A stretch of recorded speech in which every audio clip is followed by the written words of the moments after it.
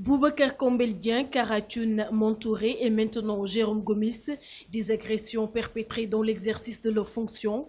Le collectif des techniciens de la presse audiovisuelle au Sénégal se demande à qui le tour. C'est des choses en fait qui se sont passées, que des gens ont fait pour eux, mais après, sans suite. Toutes les affaires qui ont eu lieu, après on a fait des médiations, ok c'est fini, mais n'empêche que jusqu'à présent ça se fait. Des actes barbares que ces travailleurs de l'audiovisuel dénoncent avec la dernière énergie.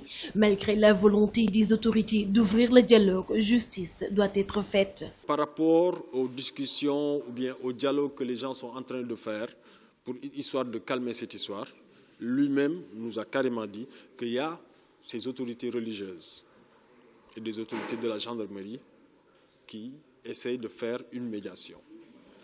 C'est pourquoi nous avons dit, même si les gens veulent une médiation, cette médiation ne doit pas empêcher que justice soit faite. Parce que demain, il peut arriver à n'importe qui dans cette corporation. D'autant plus que l'agresseur de la dernière victime est bien identifié par les témoins. L'auteur a été clairement identifié. On les jalonne sur la route du King Fahd Palace. À la gendarmerie, on sait à chaque point qui est là-bas. L'auteur a été identifié et ce n'est pas Jérôme seul qui l'a identifié. Monsieur Ousseynou Niass, qui est aussi preneur de son à la RTS, qui était là-bas et allait discuter avec le gars avant que tout cela se passe.